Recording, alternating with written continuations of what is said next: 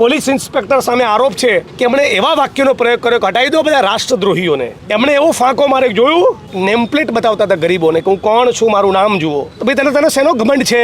તારો ઘમંડ તારી બધી હોશિયારી ઉતારી નાખવા માટે આજે પોલીસ કમિશનર આવ્યા છે. નમસ્કાર. થોડા દિવસ પહેલા અમદાવાદના રાયખડ ખાતે રાયખંડની મિલમાં વર્ષોથી રહેતા લોકો જે રાયખંડના મિલના માલિક દ્વારા ખાલી કરાવવામાં આવ્યા છે. બાઉન્સરો સાથે પોલીસ પણ ત્યાં પહોંચી હતી અને વડગામના ધારાસભ્ય જિગ્નેશ મેવાણીને ફરિયાદો મળી હતી કે ત્યાંના સ્થાનિક પોલીસ અધિકારી દ્વારા મૃદુતાભર્યું વર્તન કરવામાં આવ્યું છે લોકો સાથે. તેને લઈને જિગ્નેશ મેવાણી રાયખડના લોકોને સાથે રાખીને અમદાવાદ પોલીસ કચેરીએ પહોંચ્યા હતા અને પોલીસને મળ્યા બાદ જિગ્નેશ મેવાણીનું શું નિવેદન સામે આવ્યું છે એ સાંભળીએ. આજે પોલીસ કમિશનરને એમણે એવું કહેવા આવ્યા હતા કે કલેક્ટર, મ્યુનિસિપલ કોર્પોરેશનના કમિશનર શ્રી, હાઈકોર્ટ કે સુપ્રીમ કોર્ટનો કોઈ આદેશ હોય તો પોલીસનું કામ એ આદેશના અમલીકરણ માટે ફક્ત કાયદો અને વ્યવસ્થા જાળવવાથી વિશેષ કંઈ નથી. પણ રાયખડના આ મિલના પ્રકરણમાં સંબંધિત પોલીસ ઇન્સ્પેક્ટર દ્વારા બહુ ભયંકર પ્રકારનો ઘમંડ બતાવી ગરીબ માણસો સાથે, સ્ત્રીઓ સાથે અને ખાસ કરીને 70-75 વર્ષની બહેનો સાથે જે બેહુદ વર્તન કરવામાં આવ્યું.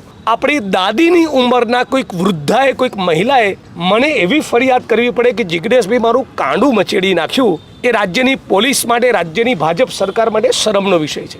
એક ગુજરાતી તરીકે આપણા માટે શરમનો વિષય છે કે આપણા માની, દાદીની કોઈ ઉંમરની સ્ત્રી જેનું આખું જીવન કાળી મજૂરી કરવામાં મિલ મજૂર તરીકે ગયું હોય, જેણે પોતાની જિંદગીની પાયની રકમ જોડીને એક નાનકડું મકાન બનાવ્યું હોય, તમારે એના મકાનમાંથી વિમુખ કરવા પડે તો પણ એની તમીઝ હોવી જોઈએ, એક વિવેક હોવો જોઈએ.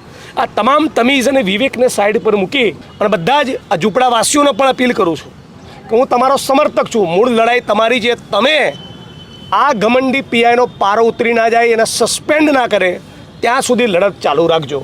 હું તમારા સાથ સહકારને ટેકામાં છું.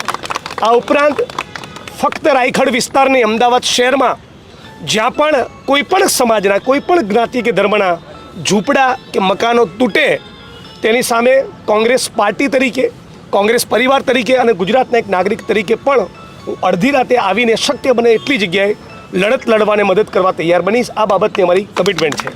આજે પોલીસ કમિશનરશ્રીને મળ્યા, એમણે કહ્યું છે કે જે પોલીસ ઇન્સ્પેક્ટર સામે આવા બેહુદી વર્તનની તમે ફરિયાદ કરો છો એની મને લેખિત ફરિયાદ આપો, અમે એની તપાસનો આદેશ કરીશું. તો મોટાભાગે રાયખડના પોલીસ ઇન્સ્પેક્ટર સામે તપાસનો આદેશ થશે. પણ અમારી માગણી ફક્ત કુલડીમાં ગોળ ભાગનારી તપાસ નહીં, એમને સસ્પેન્ડ કરી દેવામાં આવે, જેથી આખા ગુજરાતના પોલીસ કર્મીઓમાં પણ એક મેસેજ જાય કે ગરીબ માણસો સાથે આવું વર્તન ચલાવી લેવામાં નહીં આવે. અદાણીના ભાઈ એ પ્રોપર્ટી ખરીદવાના છે અને એના સિવાય પણ બહુ બધા મોટા પૂંજીપતિઓનો આ જમીનમાં ડોળો છે. એ જે પણ હોય, કાયદો એ કાયદાનું કામ કરવો જોઈએ. હાઈકોર્ટ કે સુપ્રીમ કોર્ટનો કોઈ આદેશ નથી અને સુપ્રીમ કોર્ટની સ્પષ્ટ ગાઈડલાઇન છે કે કોઈ પણ માણસની દુકાન કે મકાન તોડો તો 15 દિવસ પહેલાં નોટિસ આપવી પડે. 15 દિવસની નોટિસનો સમય આપ્યો નથી. મુદ્દા નંબર 2, 7 દિવસની નોટિસ આપી એ સમયગાળા દરમિયાન આ ગરીબ માણસોએ કોર્ટમાં પિટિશન દાખલ કરીને સ્ટે માટેનો પ્રયત્ન કર્યો, સ્ટે નહોતો મળ્યો. તો પોલીસ પ્રશાસન અને ડેવલપર્સનું પણ એવું વલણ હોવું જોઈએ કે ગરીબ માણસને પોતાનો સામાન કાઢી લેવા દઈએ.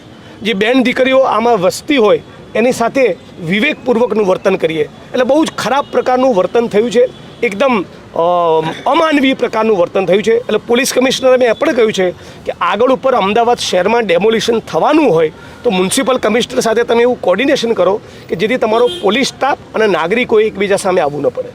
પણ તમે પ્રાઇવેટ બોડી બિલ્ડરોને, બાઉન્સરોને લઈને આવીને 75 વર્ષની વૃદ્ધાનું કાંડું મરડાઈ જાય એ પ્રમાણેનું વર્તન કરો તો કહેવાનું મન થાય કે તમે ઘરે જઈને તમને જન્મ આપનારી તમારી માને કહેજો કે હે માં, મેં તારા જેવી બીજી માનું કાંડું મરડીને આવ્યો છું, હું તને દીકરા તરીકે કેવો લાગ્યો, આવું તમે તમારી માને કહેજો. આવું પોલીસ કર્મીનું કહું છું.